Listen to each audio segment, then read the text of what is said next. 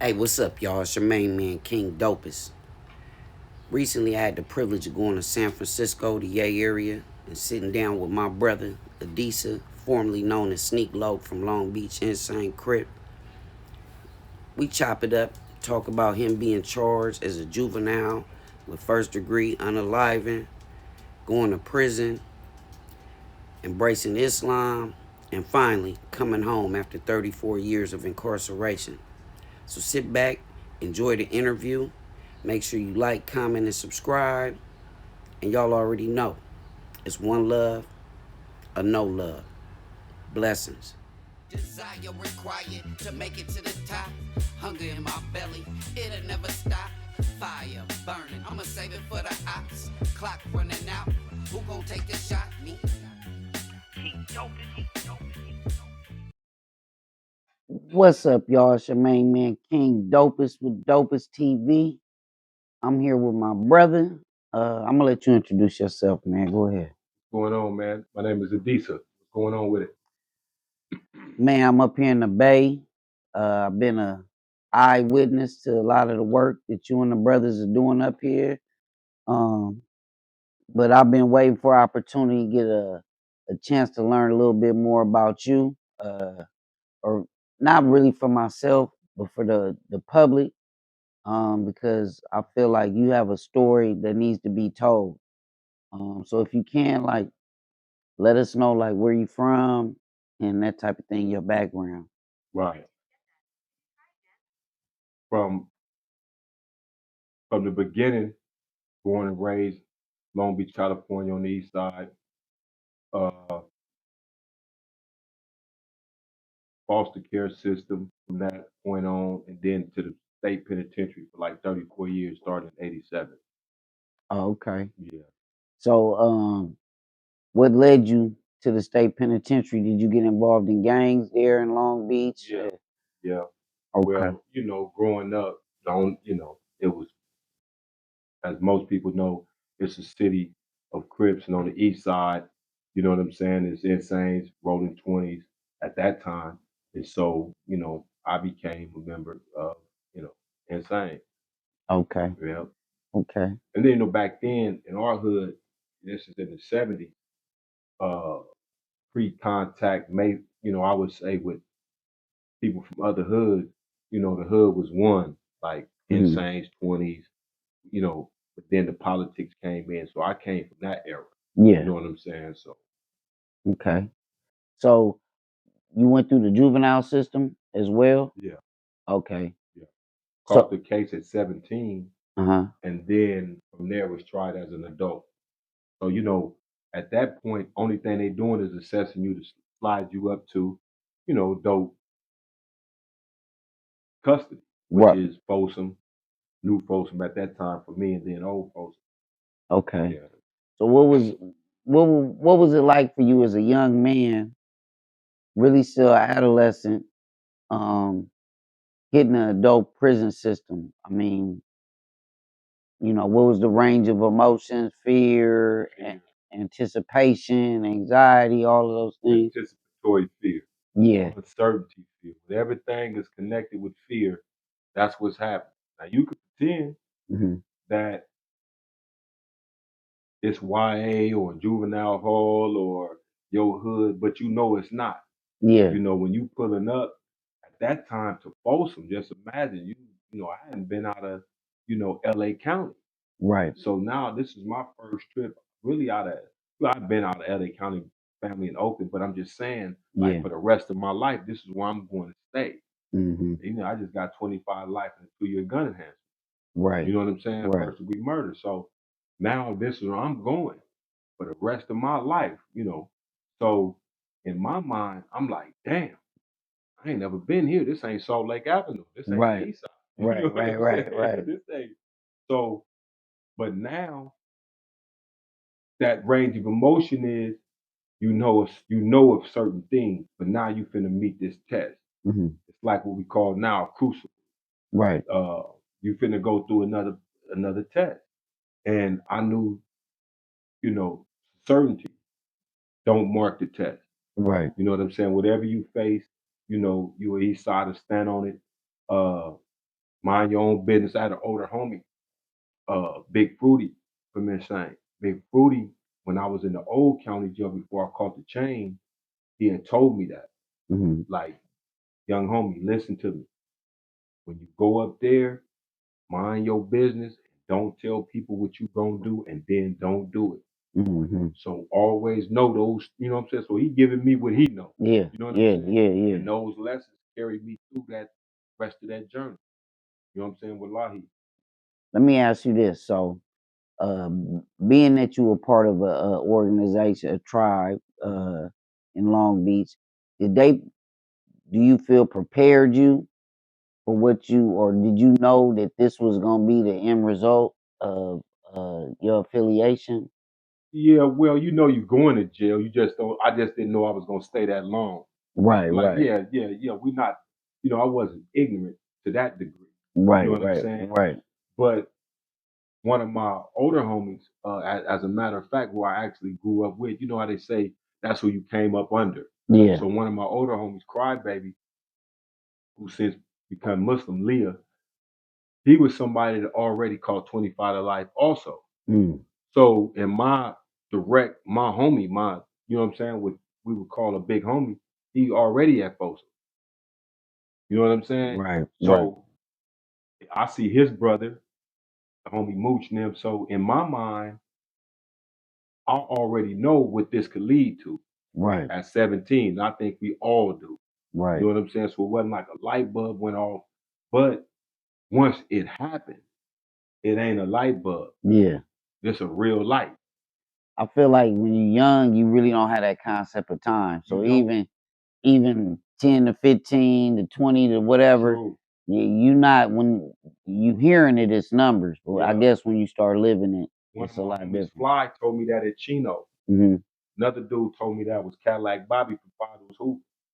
Hmm. He said, man, young Sneak, you so young that you don't really get it. And Yeah. at that time I was 18, we was at Chino. And I used to hang out with Cadillac Bobby. And so he used to tell me what I was gonna face. Same thing with the homie Big Van from A Trade Gangs. Tell me what you going, because have actually been to the yards that I'm going to, Right. especially Big Van, Right. Gangsta T from Fire Dudes Hoover. Not just dudes from Long Beach. Everybody is got a hand. You know that village that they talk about, Yeah. right? Yeah. So I'm picking up info from everybody. You Hmm. see what I'm saying? So for me, I think that was my skill set. But getting there, feeling it, going through it, man, it's unexplainable. You 17, you don't have a concept of time. I didn't have more fist fights at that time than sexual encounters. Right. But Right. luckily, Lou Folsom made a porn set. Right. You know what I'm so saying? so let me ask you. So especially based on the charge that you caught was a violent one. Yeah. Uh, you went in there with the same type of aggression and violence. Did you have that still, or was Yeah. it once you start witnessing? I want to point something out when we talk about aggression. Okay. Because I'm never one of those guys that walk around like I'm Yeah. sitting. That's Yeah. not me. Okay. I'm more the dude you're gonna see that's athlete type look. Yeah. You remember I'm a member, but I never felt like I had to do that Right. to, you know what I mean? Right. Right. Right. Right. Yeah. So, but in these situations, I'm a member. Right. Right. You understand? Full So fledged. yeah, I'm a member. So from that point on, whatever you see and you going through, you filter into the fact that you're a member. If we was talking about earlier, hearing somebody disrespect, uh, at that time, if you were a blood or a crip, and Hmm. you hear another conversation, yeah, that's enough back then for me to get in that conversation. I don't care who you talking to. Right. You know what I'm saying? I think everybody has done that. I've been approached by saying stuff. Right. You see what I'm saying? So I know that happened. So that type of aggression, not just cloaked in a dude looking around, looking like he gonna whoop everybody and then whoop nobody. Right. Yeah, Okay. So you go in at 17. scared to death. Scared. About how long into Six this? feet tall, 155 pounds. and got the world facing you. Yeah. And I Quick, quick, definitely felt like that, I'm sure. man. Listen. So quick though that I beat the light. Listen, because you only own two things. Yeah, You know what I'm saying? You only own you got that you young, you simple. It's, it's yeah, it's it's real simple. You know what I'm saying? You a gang member, and what he say? Fight. yeah, It's in that order. yeah. Then that in at 18, you're not looking for it, but you're not backing away from it. Right. You see what I'm saying? Because now you in New Folsom, this is a different thing. I remember being in the old county jail with juveniles with my boy Taboo. He was from Campanella, and we used to be in the same tank together. Hmm. But we wasn't, on his tier they bloods, and on our tier Yeah. we was. So, but I wasn't one of those dudes that would have to snake somebody. Right. If we gonna get down, we gonna get down. But I don't have to steal on you. Hmm. You see what I'm saying? And a Yeah. lot of dudes would do that, so I never really honored niggas like that. Yeah. You see what I'm saying? So Taboo was one of them dudes that I told him, nigga, man, I would never get off on you behind your back, nigga. You gonna get down, we gonna get down. Gonna give him You a see what I'm fair saying? You one. gonna get up, you gonna shoot a fair one. Yeah. Now you got 10, 15 squabbles and all of that and Yeah. all that. See, back when we was coming up, you really didn't earn it like that. Hmm. You earned it from just, okay, man, it's you and you. You get whooped, you get whooped. Hmm. But you gonna stand on business. You Right. see what I'm saying? So it be things like that that make you into who you become. If Hmm. you got that in your, you know what I'm saying, in your past, where you didn't have to stand up and stand alone. You know what Right. I'm saying? So at what point? So you did 34 years. From 87 to 2021. At what point during that 34-year period of incarceration do you feel like the change came about? Around what age? Oh, 19. It was immediate. It was 18, 19. It was immediate. Yeah. No, Yeah. I'm talking about as far as when Islam Oh, entered your that, life and and it the just became my, transformation from Sneek Loc to Adisa. Adisa Oh, that was, became. well, I'm going to say I always would get out and get on the Islamic service list. That's what they call it in the pen. Hmm.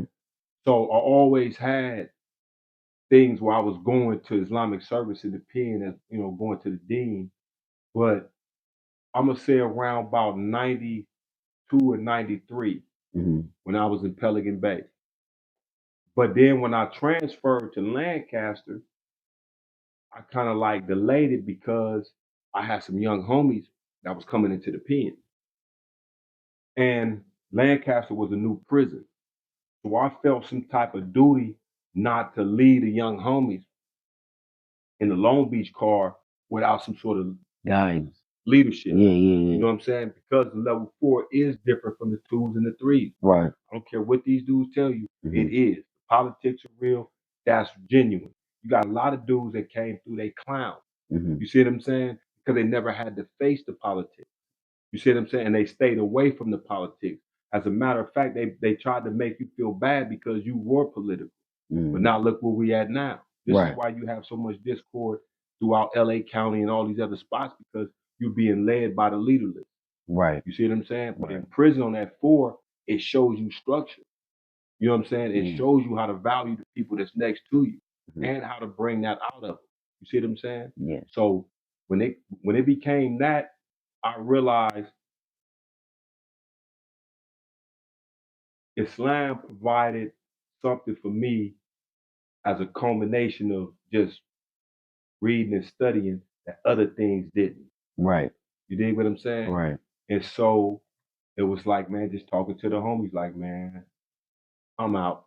Yeah. Once I got the Calipat, I used to tell the homies at Lancaster, hey, man, next time y'all run into me, man, I ain't gonna be Who I Sneak was. Loc. Yeah, Yeah. I ain't gonna do that. Yeah.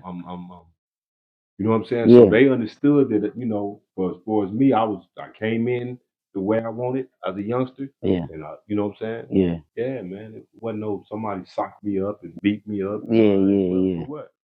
Nah. I mean, me and you had many a conversations. To me, it's just you know, it it's a story that's similar to some. for instance, maybe even a Malcolm X, because Islam is what changed his life. Right. You know what I'm saying? But I've always found your story as well as Brother T Dog, uh, and a lot of the other brothers who we gonna talk about, and uh, my viewers will be able to see, because we're gonna get to that right real quick too. So you did this transformation happen in prison. So you, at what point did you figure I got a shot at coming home? I don't have to do my whole life. I'm gonna start working on towards reentry into society. Right. Two-part question. Yeah, But let me clarify this. The progress went from Crippin to Black Power. yeah, So Islam was the, like the crown jewel, if you will, in that because I know where we came from. hmm, So, and I was never opposed to what was before Islam. So I see it as an organic thing. right, But reading Frederick Douglass, reading, you know, John Brown, reading that, you know, there's a book called Without Sanctuary. When I was in the pen in Pelican Bay, bro, I used to have pictures of our people who had been lynched and hmm, burnt up on the mirror, on the both, on all four sides of the mirror. So that's what jolted me out of the gang mentality. right, Because as I said, we could sit here and say, I could sit here and say, I'm this kind of dude and I represent this flag or whatever. But if I wasn't directly, consciously living against what I knew was my own oppression, then what did that make me? We became oppressed oppressors. right, So that's how I categorized that. hmm, Consciously, not my homies was tired of me or I was in violation and got DP'd or was a buster. No, it was a intellectually conscious decision that wasn't for me. But to the point of I'm coming home, that they came out with what's the name of the law? Megan's law. hmm, And once they came out with Megan's law, now they can hit your date or push you back anywhere from 5, 7, 10 to 15 years. hmm. So in 2010, I was denied 10 years parole. So I didn't get another parole date until 2020. I did the whole 10 year. When I got to Ironwood, that's when I realized I can get out of prison Hmm. because Ironwood, despite its recent history, at that particular time in 2018, 19, 20, when I was there, it had completely transformed into a rehabilitation Hmm. hub. Okay. You know what I'm saying? So that Yeah. allowed me to really put belt to ass and get out of prison. You know what I'm saying? Because the environment allowed that to happen. So you get out. What is the world like to Adisa? You went in as Sneek Loc. You came out, Brother Adisa. You know what I mean? What was the? I'm sure everything was moving fast. You know, I know you, so I know the technology and all that was a big leap for you. You know what I'm saying? uh, but you know, were you immediately overwhelmed, or was it like an excitement, like you say, like a new challenge? Right. All of the above. Like Yeah. we still go to Walmart or Costco and I'm still haven't been down every aisle. Right. Right. Right, Right. right. That's this we come from extreme uh sensory deprivation. Hmm. You see what I'm saying? I think George Jackson spoke about, you can't expect somebody to have gone through that type of mental, spiritual, and emotional experience of being locked away Hmm. and then think, you know, it ain't gonna affect them. Yeah, it does. Yeah. It's like I don't trust people with my safety. I don't like the crowd. Yeah. Plus, on top of that, man, I'm a cancer, so I like to. You might think I want to go there, but really, Mm, yeah. it is what it is. So I have to balance that because I also am want to be social. Right. I want to kick it. I want to hang out, get to know people, do the stuff that we doing now. Hmm. But if I was to just say, man, I'm a type of dude that is just jump, I'm gonna jump off the deep. No, that's what I'm not gonna do. I'm not Right. just jumping off the deep end, going anywhere, putting myself in certain situations. You see what I'm saying? Yeah. So you come home, and this something I'm gonna be able to show the viewers because we're gonna take them Right. and get a raw view of it tomorrow. You a Long Beach dude, Yeah. East you Sider. East Sider, Yeah. uh, and you end up in the Bay Yup. San Francisco. and working with the Urban Alchemy organization. And can you explain to the viewers what Urban Alchemy is and what uh, function does it serve for the community? Well, Urban Alchemy is uh, a nonprofit started in 2018 by Dr. Lena Miller, uh, native of San Francisco, Hunters Point section. Uh, Also, it's backed by Second Chance, which is a federal law which allows long-term offenders or people who are formerly incarcerated to come out and seek employment. Um, it is now moved into the public safety space. Hmm. Probably had always been there, but officially public safety. So coming out of prison, you can come Urban Alchemy, get a job, no problem. There's no they tripping off how long you done. They just want, what all employers want you to, be consistent or whatever. Hmm. So from there, you socially engage on the job. What I would say is like when you go to prison, Hmm. you know, everybody there ain't from your hood. So you got to Right. socialize. So you learn to deal with things that, as they say, intersect.